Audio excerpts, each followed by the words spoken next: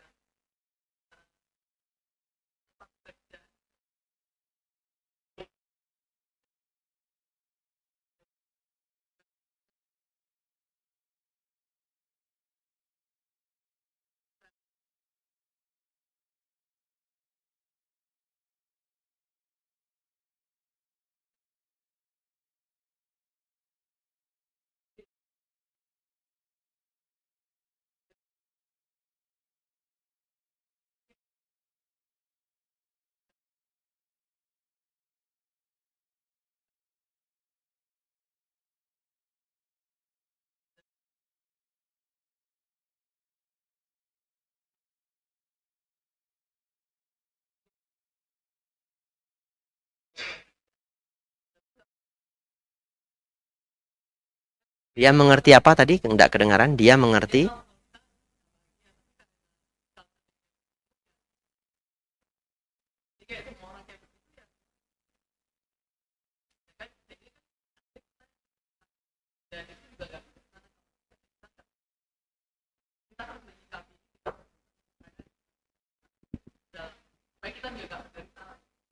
Ya, ini dengan Bu siapa? Bu Vanessa ya. Baik. Dari Medan ya, bagus ya. Baik. Ya betul, tadi ada satu keliru saya. Saya menggunakan kata straight sama tidak straight ya, yang benar adalah direct. Ya, direct indirect. Itu istilah dalam bahasa. Begini. Ini pertanyaan sangat bagus ya. Itulah butuh pengalaman. Saran saya, nanti kalau ketemu teman, karena kalau di wihara kan banyak teman ya. Kalau kita tahu dia punya perusahaan, atau dia seorang direktur atau manajer, atau dia punya pabrik atau sebagainya, kita tahu saudara ini punya kapasitas itu, coba tanya. Kamu selama ini ngobrol-ngobrol dulu ya. Jangan tiba-tiba ditanya, dia juga terkejut nanti. Ngobrol-ngobrol dulu, lalu tanya, di perusahaan Bapak karyawannya lebih kurang berapa gitu. Oh, tempat saya, kalau saya sebagai biku, saya sering bahas itu juga kalau yang jemput saya laki-laki gitu. Ya, kalau laki-laki kan seneng ngobrolnya bisnis gitu. Kadang-kadang saya tanya bisnisnya. Oh, tempat saya 200 orang, Bante. Kadang-kadang saya tanya juga seperti ini. Mimpin karyawan pusing enggak, Pak? Ya pasti pusing, betul ya? Pusing, Bante. Triknya apa? Ya. Jadi kita kumpulin. Setiap pemimpin itu mereka punya cara yang berbeda-beda. Lalu kita kumpulin. Kadang-kadang saya pernah di Solo, saya tanya begini. Pak, di Solo, orang Solo bagaimana? Kerjanya bagaimana? Oh, begini, Bante. Terus solusinya bagaimana? Oh, kalau saya sih biasanya saya begini. Kalau orangnya begini, saya begini. Jadi kumpulin ilmu-ilmu dari praktisi. Saya sendiri bukan praktisi. Saya sendiri tidak pernah memimpin 200-300 karyawan. Betul ya? Dan itu tidak gampang. Benar-benar tidak gampang. Tapi kumpulkan ilmu itu dari praktisi. Sangat berharga. Lalu wisdom mereka yang mereka hadapi selama 20-30 tahun itu luar biasa. Contoh, kita akan mendengar seperti ini. Saya dulu juga keras awalnya. Saya kerasin, telat 15 menit potong gaji. Kalau tidak datang selain cuti resmi, potong gaji. Tapi nggak ada gunanya. Lama-lama dia begini, begitu. Saya awalnya juga keras sekali. Terus sekarang gimana? Ya sekarang solusi saya begini. Nah, oh ya kita kumpulin. Nah, kadang-kadang sulit untuk membandingkan. Nah, ini ilmu, menurut saya ini ilmu. Karena saya sebagai biku yang saya hadapi itu murid Samanera. Ya, kadang-kadang juga Samanera ada yang dititipkan tugas tidak dijalankan. Kita mau marah juga nggak ada gunanya. Ya, memang karakternya begitu. Akhirnya kalau saya benar-benar melihat kalau orang ini tingkat tanggung jawabnya rendah sekali, dia tidak saya beri tugas yang berbahaya. Tidak saya beri tugas yang perlu disiplin tinggi. Contohnya, membangunkan peserta setiap pagi. Membangunkan peserta setiap pagi itu kan pakem jam 4 pagi. Dia orangnya males dan rada tidak tanggung jawab. Dia bisa aja ketiduran. Dia bisa aja ngebanguninnya 4.15 baru ngelonceng. Masalahnya kalau Samanera itu ngeloncengnya 4.15 atau 4.20 kan telat. Bantepanya sebegitu lonceng itu 4.20, beliaunya kan lihat jam. Yang salah siapa? Ketua panitia, betul? Saya menitipkan pekerjaan ke Samanera. Samaneranya telat. Teng. Bantepanya lihat jam 4.20. Nanti pas makan pagi beliau nanya, Abijato, program kita sekarang bangunnya 4.20 ya? Gitu ya? Jangan laporin ya. Enggak Bante, tadi telat. Nah, kenapa telat? Kalau saya jawab, Samaneranya telat. Salah saya. Ketua panitia siapa? Saya. Kalau di kepolisian, kapten menyuruh anak buah, pekerjaannya keliru, siapa salah? Kapten. Saya tidak bisa mengatakan, Samaneranya malas Bante. Saya tidak bisa ngomong itu. Nggak bisa saya. Apa yang saya jawab? Maaf Bante, besok tidak akan telat lagi. Begitu ya? Maaf Bante, besok tidak akan telat lagi. Besok saya yang ngebel. Apa boleh buat? Jam 4. Teng. Samanera yang kemarin telat lagi. Dia datangnya jam 4 lewat 7 menit. Datang. Maaf Bante, saya telat. Nggak apa-apa, tidur aja lagi. Tak gituin? Nggak apa-apa, tidur aja lagi. Masih ngantuk ya? Gitu. Lalu, ini kisah nyata. Setelah Samaneranya keliru 4 kali. Dan yang terakhir ini sangat berbahaya. Sangat berbahaya.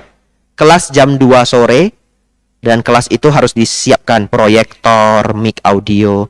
Dan Bante yang mengajar ini galak. Galak banget Bantenya. Kalau itu keliru, habislah seorang Biku Abijato. Tamatlah riwayat saya. Terus tak titipi kerjaan ke orang ini. Karena saya pikir kan kalau sore nggak mungkin dan nggak bangun. Betul ya? Kalau pagi-pagi ya nggak bangun. Tak catat saking takutnya. Samanera, ini ikut ini ya, ikut ini. Jam 1.30 maksimal buka pintu kelas. Siapkan mic, air minum, meja dirapiin, kotak tisu, lampu dibuka, kipas angin dibuka. Ikut ini ya. Iya Bante.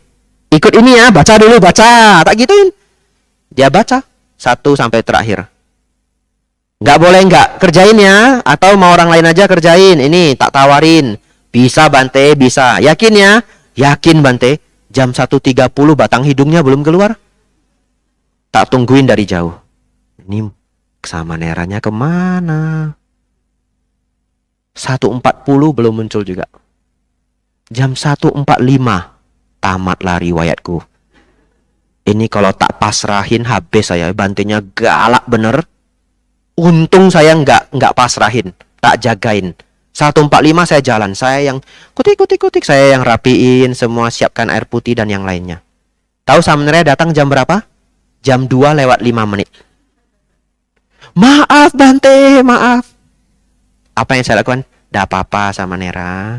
Mulai saat ini Samanera tidak perlu bantu Pak Baja lagi, ya. Istirahat saja, silahkan istirahat. Saya pecat. Pecat dengan hormat ya. Pecat dengan hormat. Kan enak toh, daripada Anda harus stres bekerja, ya tak kasih istirahat aja. Toh saya masih punya 1 murid lagi, biar saya yang jalan. Nangis dia Bapak Ibu. Nangis. Tahu kenapa nangis? Karena Samanera ini dijanjikan akan diberi beasiswa untuk kuliah S1 oleh Bante lain. Dan kalau saya pecat dia dari tugas Pak Baja, Bante ini pasti tahu, betul ya?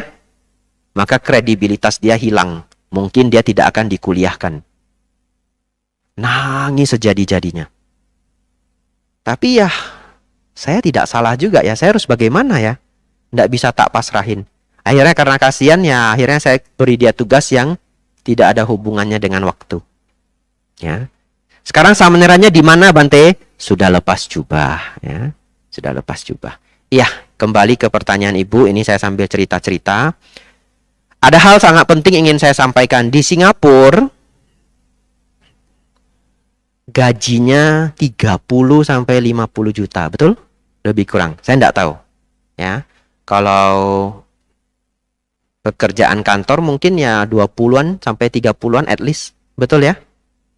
Lebih tinggi toh? Ya, karena kalau programmer itu mulainya start dari 45 juta. Internship aja, magang aja sudah 15 juta sebulan. Programmer senior itu bisa sampai 80 sampai 130 juta. Yang pernah saya cek itu hanya programmer. Pekerjaan lain tidak pernah saya cek. Jadi saya tahu pekerjaannya tinggi, gajinya tinggi. Katakanlah gajinya 50 juta, kita ambil median. Tidak bisa kita samakan kualitas orang bekerja 50 juta sebulan dengan UMR Indonesia. Sulit. Sulit sekali. Ya. Ada alasannya. Indonesia itu UMR-nya begitu-begitu aja. Pasti ada alasannya. Kalau Indonesia sumber daya manusianya tinggi, maka gaji kita naik. Kita tidak bisa melihat UMR itu sebagai satu keadaan negara. Karena sebenarnya kita sendiri kan adalah pasar internasional. Apa maksudnya? Kalau perusahaan besar mau buat pabrik di Asia Tenggara, dia kan harus milih mau di Vietnam atau di Indonesia. Dan ketika mereka memilih itu apa? Tingkat rajin, tingkat kemampuan, tingkat IQ. Kemudian yang mereka lihat apa? Demonya tinggi enggak? Liburnya banyak enggak? Betul ya? Lalu mereka akan membandingkan Malaysia, Vietnam dengan Indonesia. Dulu yang selalu menang proyek-proyek besar, pabrik-pabrik level internasional, Vietnam. Indonesia jarang sekali. Kalau kita pergi ke luar negeri, ketemu barang made in Indonesia, biasanya cuma baju. Karena penjahit dari Indonesia itu top, katanya. Ya, lebih baik daripada yang luar negeri. Tapi kalau kita lihat sepatu, Nike, made in Vietnam. Betul? Pernah nampak sepatu Nike made in Vietnam? Di Indonesia ya. Sekarang juga ada si made in Indonesia.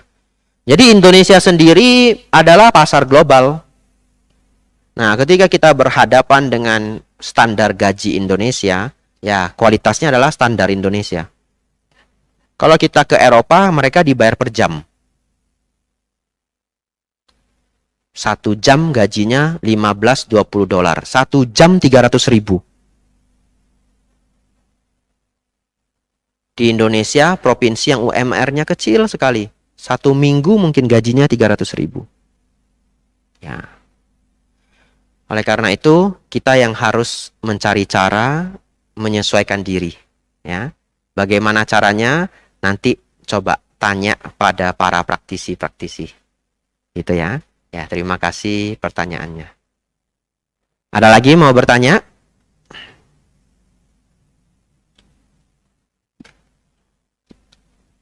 Kalau ndak ada, tak cari yang seru ya dari apa yang sudah saya catat ini.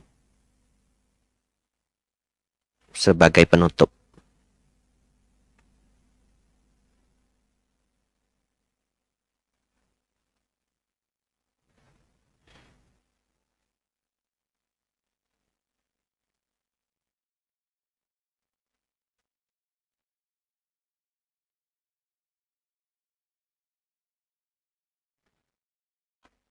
Ada 2 yang baik saya pikir.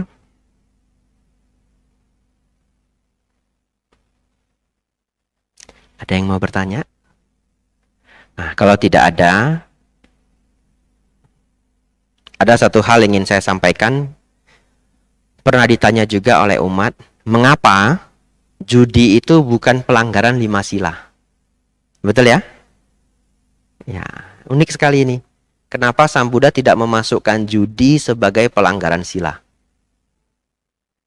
Ada yang pernah kepikiran? Belum ya? Coba, kenapa? Kenapa ya? Judi itu tidak masuk ke 5 sila.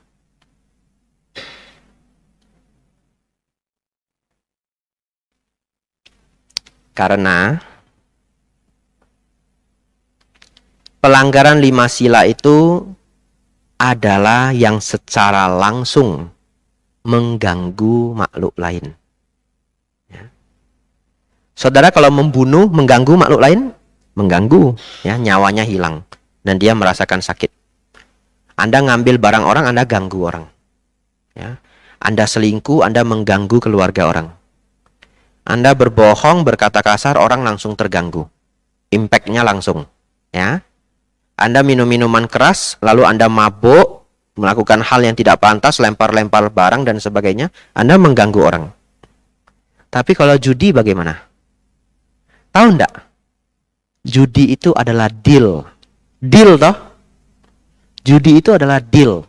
Kesepakatan bersama. Saya kasih contoh. Nonton bola. Ya. A lawan B. Kalau A menang, duitnya kasih saya. Kalau B menang, duitnya untuk kamu semua. Taruhan berapa kita? Ini tanggal berapa? Tanggal 17. Belum bulan tua. Taruhan 150.000. Kalau bulan tua 30.000. Ya. Taruhan 150.000. Deal ya? Deal. Salaman? Salaman. Anda mengganggu siapa? Tidak ada. Betul ya? Tidak ada yang Anda ganggu. Itu adalah kesepakatan. Salaman lagi. Betul ya? Lalu A menang. Duitnya saya ambil. Kadang-kadang teman yang profesional, yang dia memang tahu itu adalah kesepakatan, dia happy-happy aja. Betul ya? Kalah lagi saya, kurang beruntung. Marah nggak dia? Enggak, biasa aja. Kecuali dia tidak pernah berjudi. Betul ya? Judi itu adalah kesepakatan. Jadi Bante boleh ya berjudi ya? Kalau saya bilang boleh, viral saya ya. Itu adalah kesepakatan yang bisa membawa kerugian. Kenapa? Karena Anda bisa terbiasa. Berjudi itu bisa ketagihan. Dan Sang Buddha tidak memasukkan ini ke dalam 5 sila. Tapi Sang Buddha masukkan ke dalam jalur pembuangan harta. Salah satunya di suta namanya Bagya Paja Sutta. Sang Buddha menyebutkan ada 4 hal tidak dilakukan agar harta tidak bocor. Yang pertama, prostitusi. Yang kedua, berjudi. Yang ketiga, teman yang buruk. Yang keempat, berkeliaran malam. Ya, berkeliaran malam mungkin dunia malam yang dimaksudkan oleh beliau. Saya tidak tahu dunia malam 2600 tahun yang lalu seperti apa, tidak tahu. Ya. Tapi namanya dunia malam, ya mau di desa maupun di kota, ya pokoknya temannya alkohol, betul ya? Ya, dan pasti merugikan, duit pasti habis. 4 hal dihindari, karena Sang Buddha mengatakan kalau kita mengumpulkan air di sebuah tong yang besar, ini ibaratnya ada lubang kecil di bawah tong. Sampai kapanpun tong itu tidak akan penuh. Prostitusi, judi, teman yang buruk, dan berkeliaran malam. Bante, teman yang buruk kenapa, Bante? Bisa nipu, ngapusi. Coba Bapak Ibu dengar kalau orang ketipu dalam jumlah yang besar karena berbisnis. Biasanya nipu siapa? Teman sendiri. Ya. Jadi kalau saudara sudah melihat sifatnya buruk, hati-hati. Karena teman yang buruk ini juga salah satu jalur pembuangan harta. Uang yang sudah ditabung sedemikian lama, kamu ikut saya aja investasi, tak titipi semua habis. Betul ya? Saudara-saudari, judi itu Sang Buddha masukkan ke dalam jalur pembuangan harta. Tidak Sang Buddha larang dalam sila, tapi Sang Buddha masukkan dalam anjuran kalau Anda ingin sejahtera. Nah, itu sebabnya di beberapa negara judi dilegalkan. Betul ya? Kenapa? Karena tidak ganggu siapa-siapa. Masalahnya adalah setelah itu. Ganggunya kapan Bapak Ibu Saudara? Setelah duitnya habis. Betul ya? Setelah duitnya habis. Tapi itu adalah keberlanjutannya. Soalnya judi itu nggak ganggu siapapun. Masalahnya setelah duitnya habis, orangnya ngutang, terus nggak bisa balikin. Kitalah yang dikejar-kejar. Kitalah yang menjadi korban atas kejahatan lainnya. Yaitu mengenai judi, Bapak Ibu Saudara, ya jangan dilakukan ya. Ya, saya pikir cukup. Kalau tidak ada pertanyaan lagi, ada silakan Pak.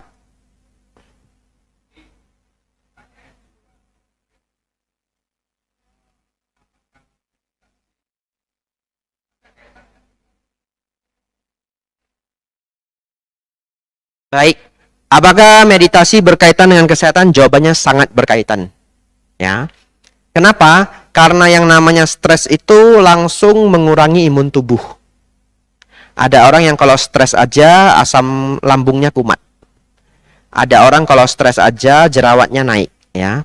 Ada orang kalau stres langsung gampang demam, gampang masuk angin. Nah, meditasi itu adalah latihan untuk belajar mengurangi stres. Latihan untuk belajar lebih kebal terhadap stres. Samatha itu disebutkan Sang Buddha sebagai ketenangan. Ketenangan itu artinya mengurangi ketegangan.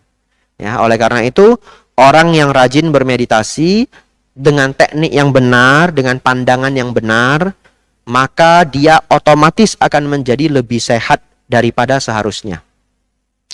Lebih sehat daripada seharusnya. Jadi, ketika dia stres, dia tahu cara menurunkan stres.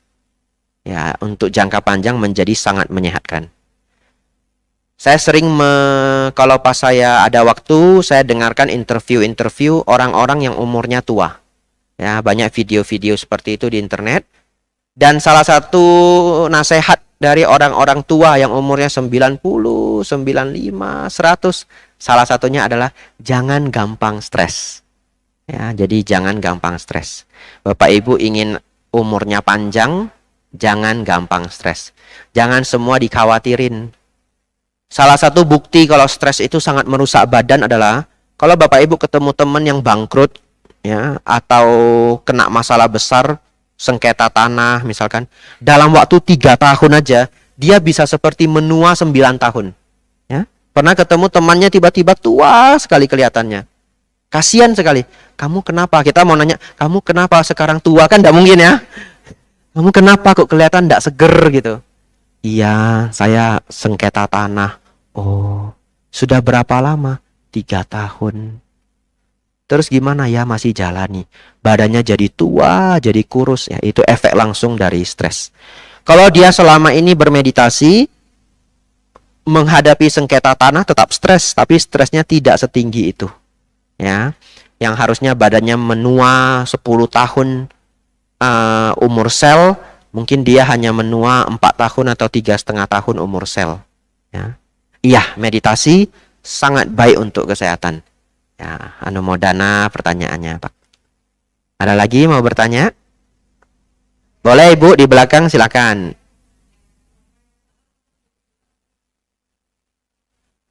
Main saham itu ada unsur judinya. Ya, buktinya apa? Buktinya kita tidak tahu besok harganya naik atau turun. Betul ya? Jadi berbisnis pun ada unsur judinya. Karena kita belum tahu besok barangnya laku apa tidak laku. Nah, oleh karena itu persentase judi ini bisa tinggi, bisa rendah. Tergantung profesi masing-masing. Kalau berbisnis pun adalah judi, tetapi persentase judinya lebih rendah. Kalau barang tidak laku besok, masih ada lusa. Barang tidak laku lusa, masih ada minggu depan. Ya. Kalau barangnya tidak gampang rusak, tidak laku setahun pun, ya sudah, sabar aja. Barang tidak hilang, barang tidak habis. Kadang-kadang barang taruh di gudang, ya naik harga. 1 tahun naik 7%. Ya sudahlah begitu. Nah, kalau berjudi di kasino, bawa 100 juta, kalah habis 100 juta. Nggak ada lusa, nggak ada minggu depan. Betul? Unsur judinya lebih tinggi. Dunia saham juga sama. Ada orang dunia saham itu juga berlapis-lapis, ya. Tidak bisa kita kategorikan sama semua. Nah, ada orang yang di dunia saham hari ini beli, besok dijual. Besok beli lagi, lusa dijual supaya cepat kaya. Modalnya habis, itu sama dengan kasino. Bawa 100 juta habis, nggak ada modal lagi. Begitu ya. Nah, perusahaan besar level internasional, mereka juga kadang nyimpan tabungannya di saham. Ya, kalau kita cek data keuangan perusahaan-perusahaan raksasa, ya mereka nyimpan emas, nyimpan tanah, nyimpan obligasi. Kok jadi seminar keuangan ya? Ya karena ditanya ya, karena ditanya. Nah, beberapa perusahaan mereka juga menabung di saham. Mereka ambil saham yang tidak resikonya tinggi. Ya, contohnya sahamnya gabungan 50 perusahaan. Sahamnya gabungan 100 perusahaan. Ya udah, dia nabung aja taruh di sana. Nggak diapa-apain lagi. Kapan butuh uang diambil. Jadi, saya tidak bisa mengeneralkan yang namanya saham itu judi. Tergantung bagian apa yang dia tekuni. Kalau yang dia tekuni itu beli jual, beli jual, beli jual, beli jual, modalnya habis, itu namanya judi seperti kasino. Kalau yang dia lakukan adalah memanfaatkan kestabilan dari saham gabungan, dia nabung aja, ya unsur judinya lebih rendah. Tetapi tetap ada unsur judinya, ya. Berbisnis pun ada unsur judinya, tetapi rendah. Hidup pun kalau tidak bijaksana, hidup seperti berjudi. Begitu ya, kalau tidak bijaksana. Ya, itu jawaban, ya, tergantung porsinya. Ya, makasih Bu. Ya, ada lagi? Jangan nanya saya saham apa yang bagus Bante, jangan ya. Ya. Habis. Dhamma kelas ini setiap minggu ya diadakan ya. Ya, lain hari kalau saya datang lebih fit, ya tak bawain materi yang bagus ya. Hari ini saya kurang fit, ya anggap saja kita ramah tamah. Cerita dharmanya agak ngalur ngidul ya. Tapi ya enggak apa-apa. Sebenarnya banyak manfaat. Ada satu hal ingin saya ceritakan ya, karena suasananya nyaman, saya lanjutkan. Karakter orang besar. Ya, saya harap Bapak Ibu Saudara belajar yang namanya karakter orang besar. Kalau di Mendut, Bante Panya bilang namanya priai. Ya, priai itu karakter orang besar. Dan ini beneran harus dipelajari. Dan menjadi biku untuk waktu yang lama, sudah 9 tahun, saya bertemu banyak orang, saya punya kesempatan melihat, oh, ini orang yang Bante Panya anggap priai. Ini orang biasa saja. Salah satu karakter orang priai adalah sangat senang mendengar. Ya. Bapak Ibu nanti pulang latihan, bagi yang belum bisa, kalau kita berbicara dengan teman, perhatikan. Kadang-kadang teman kita berbicara belum selesai, kita sudah pengen ngomong. Betul? Dan yang pengen kita ucapkan itu sudah ditenggorokan. Yang kita lakukan adalah menunggu dia diam, betul? Jadi dia lagi ngomong, kita menunggu dia diam. Begitu dia diam, masuk. Betul ya? Anda tahu bahwa Anda ketika melakukan itu, Anda tidak sedang mendengarkan 100%. Dalam otak Anda, yang Anda pikirkan adalah apa yang mau saya ucapkan. Dan ini sulit. Ini sulit. Ya. Tapi kalau Anda nanti coba ya. Ketika orang lain berbicara, latihan. Kalau saya turunkan tangan saya. 2 tangan.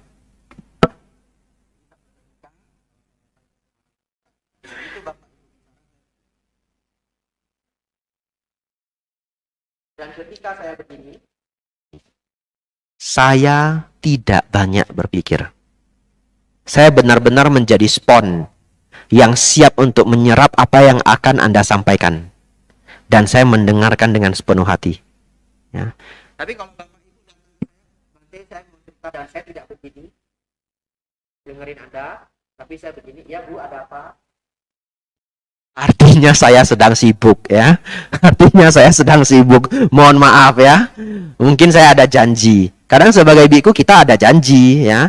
Makan siang jam 12. Janji sama orang 12.30 saya mau ditelepon.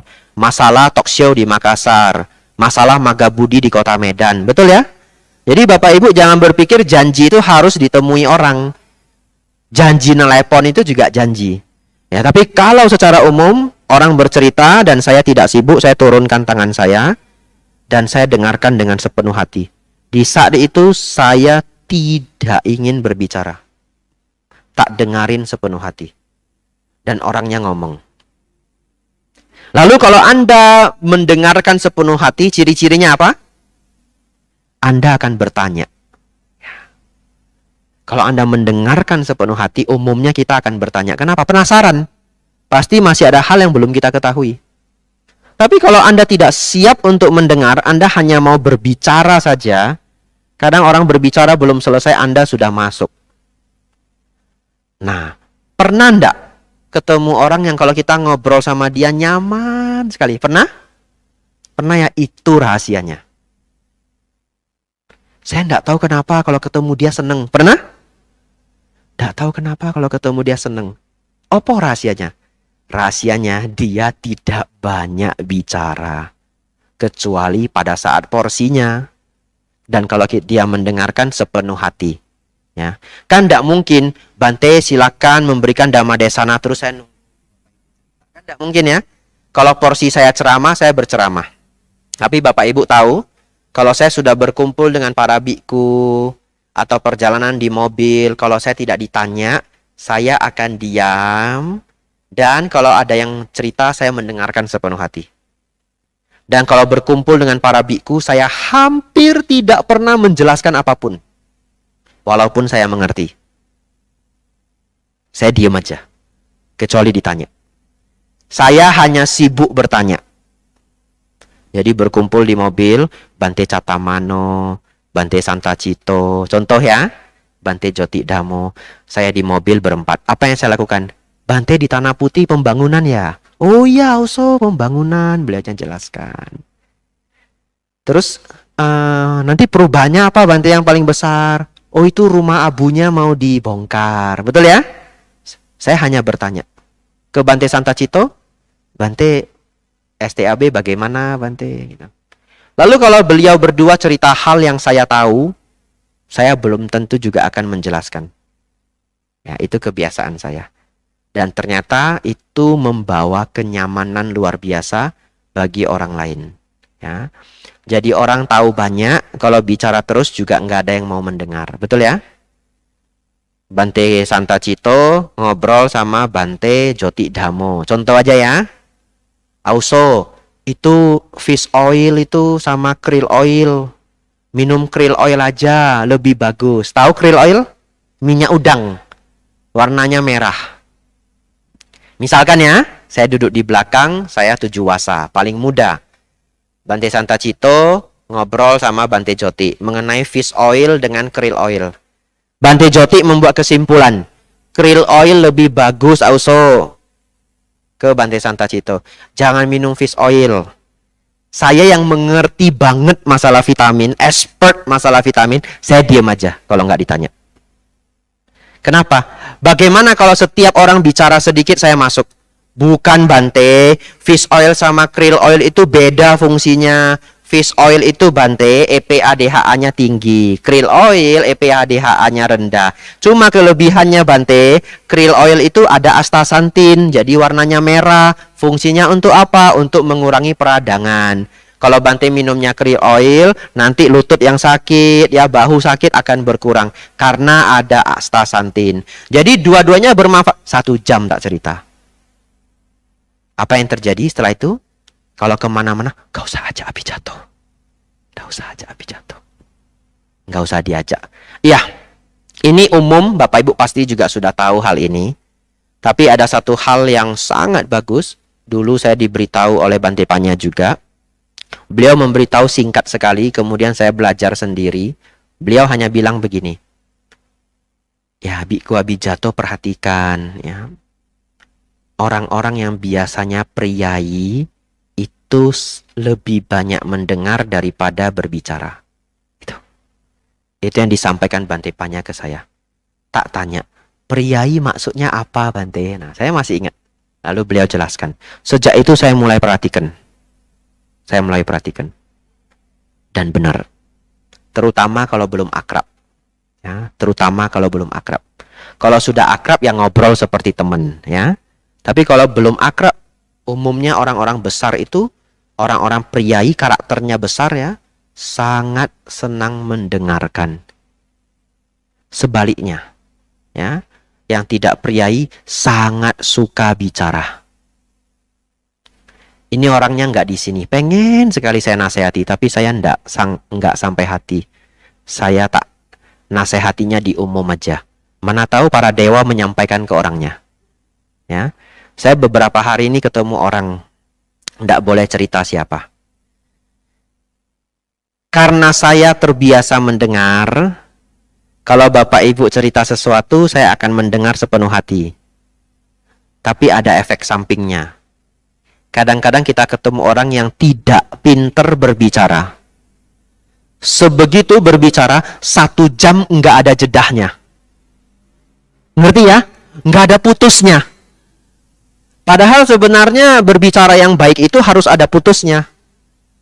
Jadi kalau kita berbicara, sudah 5 menit, 10 menit, berhenti sebentar. Kalau orangnya bertanya, atau wajahnya masih serius, lanjutin lagi. Betul ya? Ngomong-ngomong 5 menit, 10 menit, orangnya sudah wajahnya nggak serius, nggak juga bertanya, cukup. Ngobrolnya selesai. Tapi ini orang tidak paham hal itu. Ngobrol 1 jam nggak selesai. Nah, gimana ngasih tahu orang ini? Kalau ngobrol harus ada jedahnya. Tapi ya sudah, saya tidak bisa memberitahu. Ya. Nah, saya pernah ketemu seseorang jauh di Kepulauan Riau. Seorang Romo. Ketemu saya senang sekali. Terus cerita masalah kegiatan agama Buddha di sana. Saya praktekkan ilmu yang saya ajari ke orang-orang ya. Mendengar. Setengah jam belum habis. Nggak ada remnya. 1 jam belum habis. Dan tidak ada jedahnya. Kalau ada jeda sedikit aja saya udah mau. Oh iya Pak, bagus ya Pak. Sebentar ya Pak, tak selesai dulu, sudah malam. Nggak ada jedahnya. Jadi terus lanjut seperti kereta api. Sampai 1,5 jam. Bagaimana itu? Akhirnya saya sudah tidak sabar juga. Setelah 1,5 jam saya pikir sudah cukup. Bapaknya ngomong belum selesai, tak potong. Oh ya Pak, sebentar ya Pak, ada yang mau dikerjakan sebentar ya. Sampai di sini dulu ya, selamat malam. Sehat selalu Pak, sehat selalu, gantian saya yang nggak kasih jeda. Sehat selalu ya Pak, sehat selalu, sampai jumpa. Hati-hati di jalan Pak, hati-hati di jalan. Saya kabur ya. Besoknya nggak berani lagi bicara sama Romo tersebut. 1 kali pun nggak berani. Ya itu juga ketidakbijaksanaan, betul ya? Karena topik kita kebijaksanaan. 2 hal. Bapak Ibu, coba nanti belajar mendengar. Seru sekali mendengarkan orang lain sepenuh hati, itu seru sekali ya, melihat hidupnya orang. Yang kedua, kalau berbicara hati-hati. Kalau bukan teman sendiri, diberi jeda. Diberi jeda. Kalau teman sendiri enak, dia berani motong kita, betul ya? Udah capek, besok ya, lanjut lagi. Ya. Ini untuk Bu Vanessa. Bonus tambahan. Coba nanti pulang, cari buku bagus sekali. Judulnya The Law of Human Nature. Ya, Robert Greene. Dihafal ya. The Law of Human Nature. Ya. Itu salah satu buku untuk memahami sifat manusia, salah satu terbaik di dunia. Nggak usah kuliah psikologi. Buku itu jauh lebih bagus, lebih manjur daripada kuliah psikologi 4 tahun. Ya, karena sudah saya jalani kuliah psikologi 4 tahun. Jadi saya berani membuat statement ini. Kita kuliah psikologi juga tidak banyak belajar sifat karakter manusia. Karena teorinya terlalu banyak. Kita harus belajar sejarah psikologi, Sigmund Freud ya, id ego, super ego, Abraham Maslow. Nggak ketemu. Membedah sifat manusia secara mendalam itu ternyata malahan ada di buku-buku populer. Ya, mungkin beberapa universitas ada kurikulumnya yang lebih ke human behavior, tapi tidak semua universitas fokus di human behavior. Kebanyakan universitas di Indonesia itu nanti fokus di human resource department, karena psikologi di Indonesia itu banyak menghasilkan ahli-ahli di bidang HRD.